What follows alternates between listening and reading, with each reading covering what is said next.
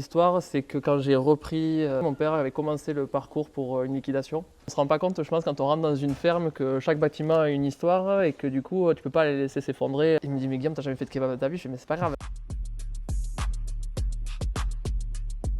Salut Guillaume, tu peux te présenter, dire un petit peu ce que tu fais? Donc moi, je suis Guillaume Méjeanne, je suis le patron de la ferme de Mérignac, où on élève porcs et agneaux.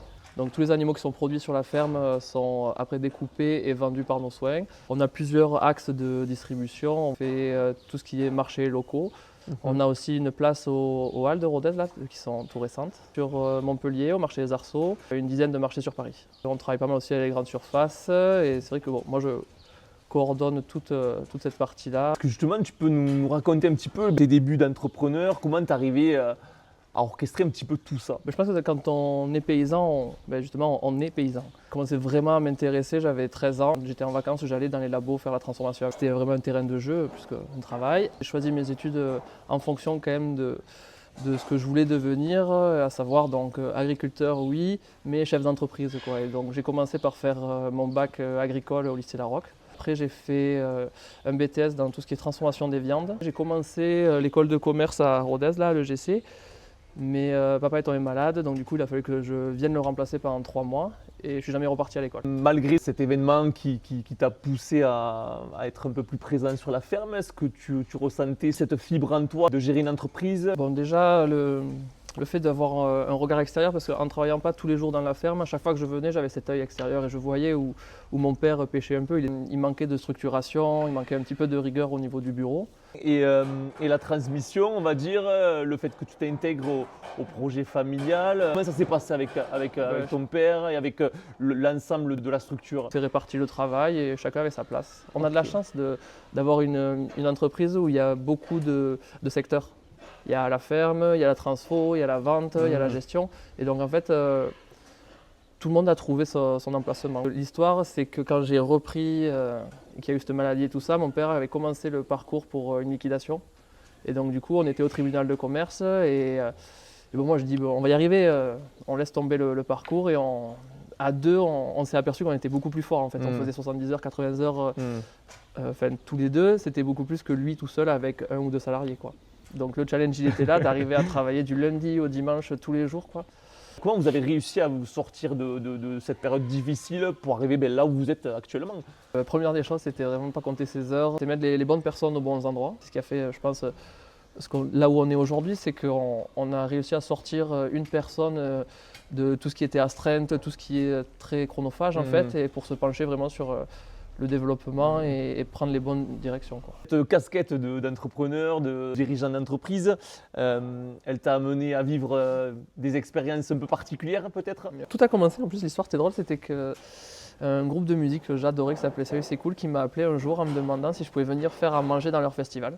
Et ça a commencé un peu de là parce qu'ils m'ont dit oui, on aimerait trop faire un thème autour du kebab. Et j'étais en voiture avec Pierre-Jean d'ailleurs et je dis mais ok feu, on y va quoi. Il me dit mais Guillaume, t'as jamais fait de kebab de ta vie? Je dis mais c'est pas grave, hop, tu vas sur le bon coin, on a trouvé une machine à kebab, on a regardé des vidéos, je suis parti au Liban, je suis parti en Grèce, je suis revenu, je dis vas-y c'est bon, on peut y arriver quoi. Et en fait ça c'était ma première expérience de je sais pas faire, j'ai jamais vu, mais si t'as envie tu y arrives quoi. On a été jusqu'à New York du coup faire un aligot saucisse, ça c'était Daphné, une amie à nous, qui elle est installée sur New York et lançait sa nouvelle entreprise de tour en Aveyron où elle voulait montrer aux Américains que la France c'est pas juste la Côte d'Azur et Paris quoi. Il y a aussi une France plus authentique. Pour l'histoire, j'avais du coup démarché Jeunes Montagnes pour avoir leur aligot parce qu'ils sont représentés à New York. L'aligot était bloqué au port, donc impossible d'avoir de l'aligot de l'Aveyron. C'est pas grave, on a trouvé des pommes de terre, on a trouvé du fromage, du beurre, enfin on a tout trouvé sur place et on a fait l'aligot parce qu'on avait la recette quoi, on savait faire.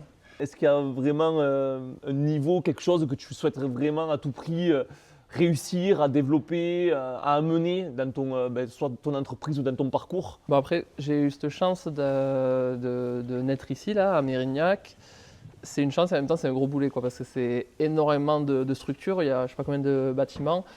À chaque bâtiment il y a un toit et c'est énorme, on ne se rend pas compte je pense quand on rentre dans une ferme que chaque bâtiment a une histoire et que du coup tu peux pas les laisser s'effondrer, même la grange qui ne te sert plus à rien, il faut la conserver quoi. Et Et donc il faut couvrir chaque toit. Et moi j'ai toujours dit en étant ici que j'aurais gagné, quoi. Enfin, j'aurais accompli ma mission quand chaque toit sera déjà couvert, muni de chenaux, quoi, de gouttières, et que toute l'eau qui tombera sur les toits sera canalisée. Le principal à toute la famille et toute l'équipe, je pense que c'est de construire cet atelier.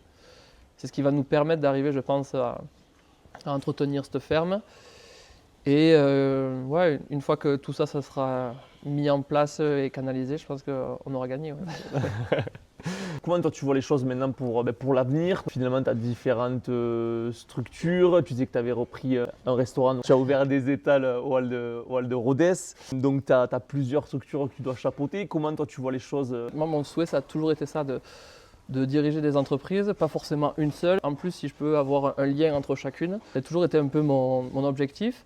Et un autre objectif, moi, c'était du coup de travailler de moins en moins parce qu'on a quand même travaillé énormément et c'est sûr qu'en 10 ans, j'ai eu une vie incroyable. On a fait plein de choses et donc ça, c'était vraiment formidable. Mais aujourd'hui, moi, j'ai plus envie d'avoir une vie de famille et de me recentrer. Donc si je peux arriver à travailler que du lundi au vendredi déjà et plus être trop sur les marchés les week-ends, ça sera bien. Et je pense que d'avoir fait et développé tout ça, ça va me permettre de gagner ma vie, quoi. Pour conclure, est-ce que tu aurais un conseil à donner justement à soit un jeune entrepreneur, soit un enfant d'exploitant agricole qui souhaiterait reprendre la ferme de ses parents? Moi, j'ai commencé par l'agriculteur. Si c'est vraiment un jeune agriculteur qui a envie de reprendre, bon, déjà, il faut y aller parce qu'il y a la place et nous, ce qu'on fait aujourd'hui, c'est pas impossible, mais tout seul, c'est impossible. Parce qu'il faut quand même arriver à gérer les personnes. Il y en a qui l'ont, il y en a qui l'ont pas, ou ça s'apprend après, quoi qu'il en soit. Énormément de boulot, donc il faut être nombreux. Et si tu sens que toi, le management, c'est pas ton truc, il faut travailler avec les fermes qui sont autour de toi, quoi. Il faut s'unir. Le système de CUMA est très bien fait pour ça. Au niveau de l'entrepreneuriat plus général, moi je pense qu'il faut surtout avoir cette rigueur de se sortir des productions pour prendre du temps à la gestion, quoi. Pour moi, c'est ce qui nous a fait grandir, c'est de passer après l'expert comptable et de se dire, bon, tous ces chiffres, qu'est-ce qu'on en fait, quoi.